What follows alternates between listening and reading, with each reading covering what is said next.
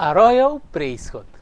We are continuing our study of the first letter of Peter.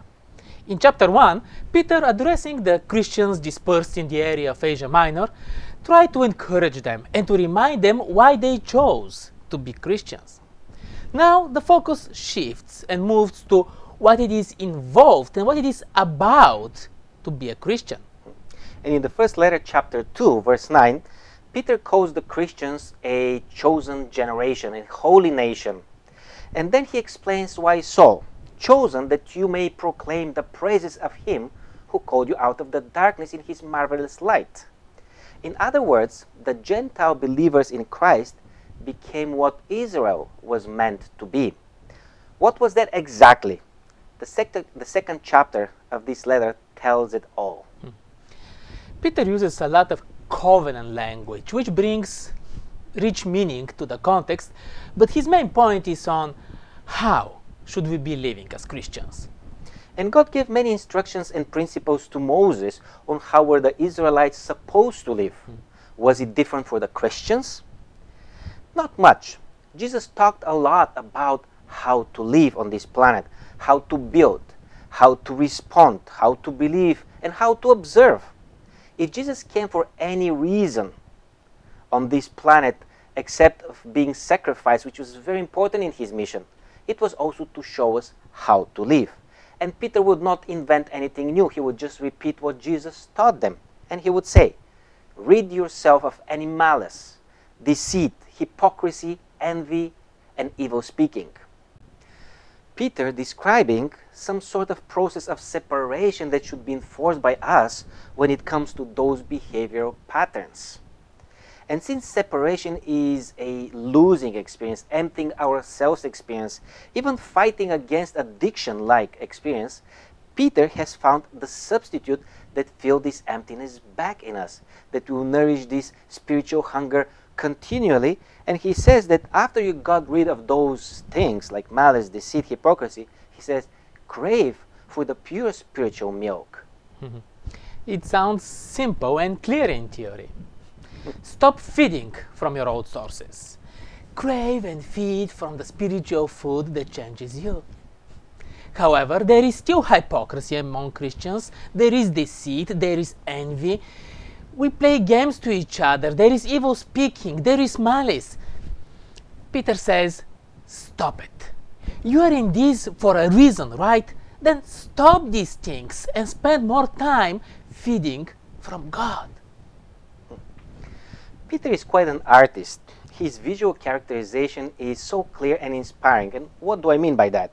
In verse 4 to 8, the apostle virtually builds up in our mind a house in which he positions all of us as living stones. How so? Is it because we're so different?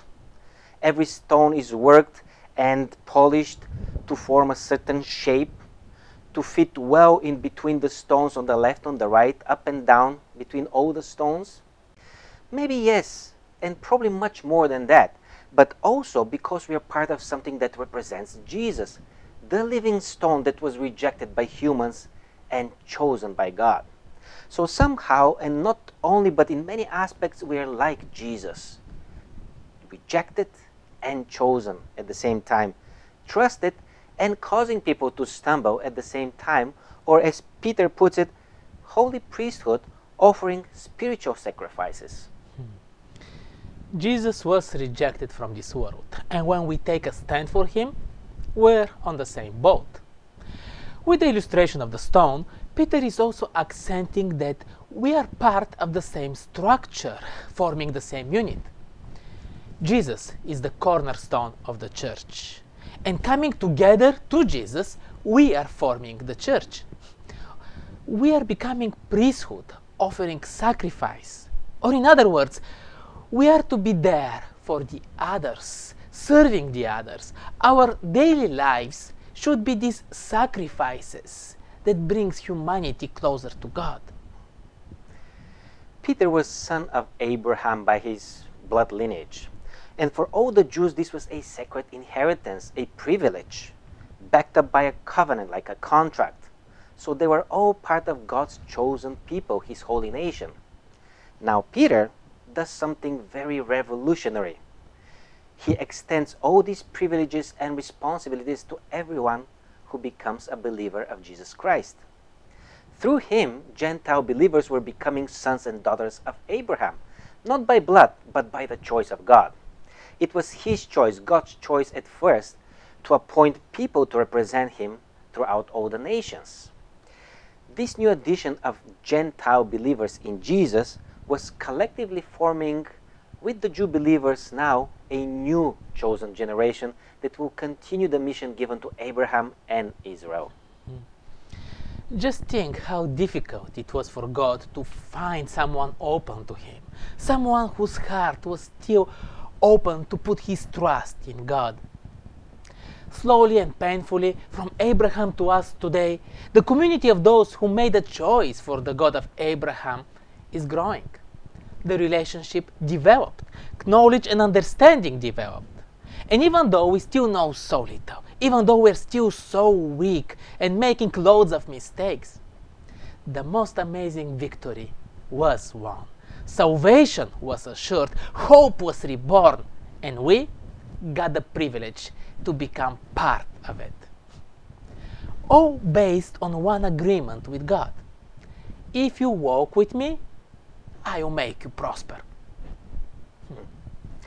So, if all that we said before was to come to any purpose and meaning, is that God needed an honest representation here on earth. It is on us to go and declare his goodness if we know it. It is on us to go and share what we know about him and the kind of experience we had with him in Christ if we know it. It is on us to let people know that their sins are forgiven and that Jesus had a victory over sin and death if we know it. God won't speak out from the sky. Stones might, though. God is working hard so that everyone can get a chance to see for himself and make a decision, his own decision in life. He relies on us, those that were able to see and those that made a decision for him, to testify about our relationship, to testify about his changing power. Peter found it important to remind his readers, and maybe we do need the reminder as well.